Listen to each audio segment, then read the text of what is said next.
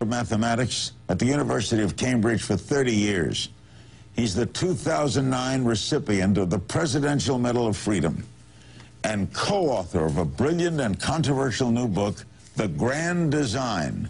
And we welcome him back to Larry King Live. We have a series of questions planned. Let's get right to it. Stephen, why is it important to find the grand design of our universe? I believe everyone should have a broad picture of how the universe operates and our place in it. It is a basic human desire, and it also puts our other worries in perspective. You say that science can explain the universe without the need for a creator. Well, what is that explanation? Why is there something instead of nothing? Gravity and quantum theory cause universes to be created spontaneously out of nothing. You write that because there is a law such as gravity, the universe can and will create itself from nothing. Will you tell me how that law came into existence? Gravity is a consequence of M theory, which is the only possible unified theory. It is like saying, why is 2 plus 2, 4? I guess simply put, do you believe in God? God may exist, but science can explain the universe without the need for a creator. So he may exist. I'll pick up on that with the panel. Your book has stirred a lot of controversy. Why do you think people react so strongly to your contention that it's not necessary to invoke God to explain the creation of the universe? Science is increasingly answering questions that used to be the province of religion. One of your colleagues at Cambridge says that science provides us with a narrative as to how existence may happen, but theology addresses the meaning of the narrative. How do you respond to that? The scientific account is complete. Theology is unnecessary.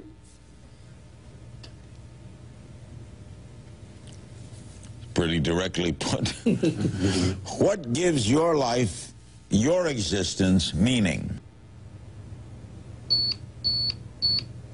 I have a full and satisfying life.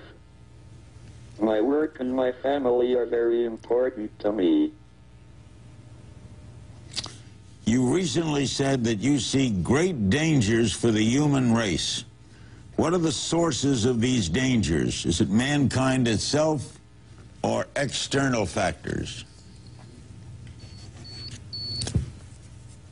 We are in danger of destroying ourselves by our greed and stupidity. We cannot remain looking inwards at ourselves on a small and increasingly polluted and overcrowded planet. Well, then what are mankind's chances of surviving these dangers?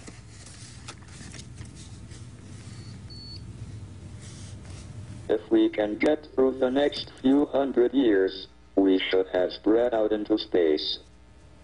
Then, an isolated disaster will not wipe out the entire human race. We got to get through the next 200 years, though. We'll be right back with more of the directly responsive Stephen Hawking. We'll meet an outstanding panel following him.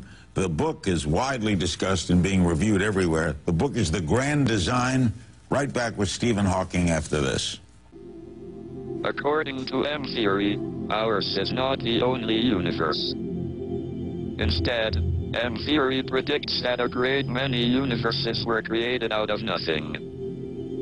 Their creation does not require the intervention of some supernatural being or God. Rather, these multiple universes arise naturally from physical law. They are a prediction of science. We're back with Stephen Hawking. He's in Cambridge, England. He's the co-author, and we're going to meet the co-author in a little while, of the grand design.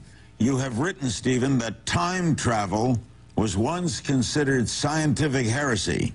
How likely is it that time travel will one day become a reality?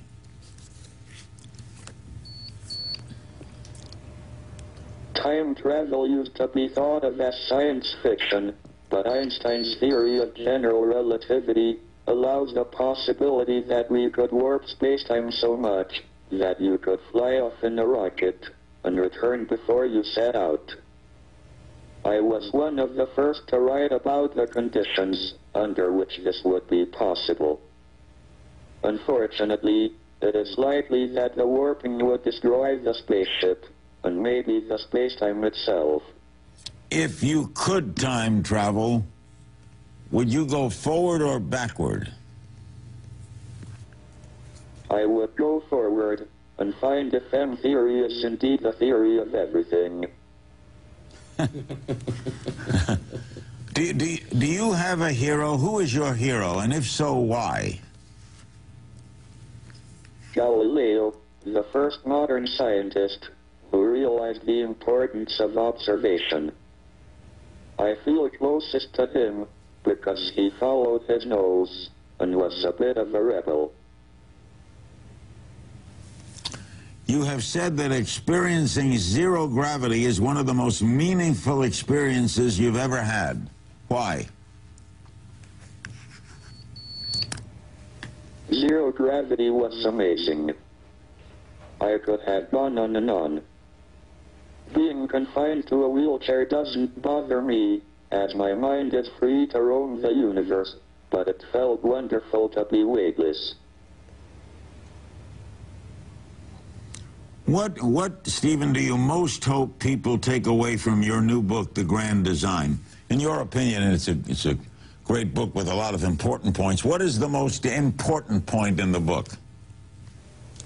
That science can explain the universe, and that we don't need God to explain why there is something rather than nothing, or why the laws of nature are what they are. What quality or lesson would you most like to pass on to your children? Look up at the stars, not down at your feet. Succinct. And Stephen, finally, you are 68 years old. You'll be 69 in January. Your many admirers always worry about and wonder about your health. So can you tell us how you're doing? When I was first diagnosed with ALS, I was given 2 years to live. Now, 45 years later, I'm doing pretty well. Stephen Hawking, who we trust will be with us for many, many years to come, with many more books to come, with many more thoughts to come. We thank him very much.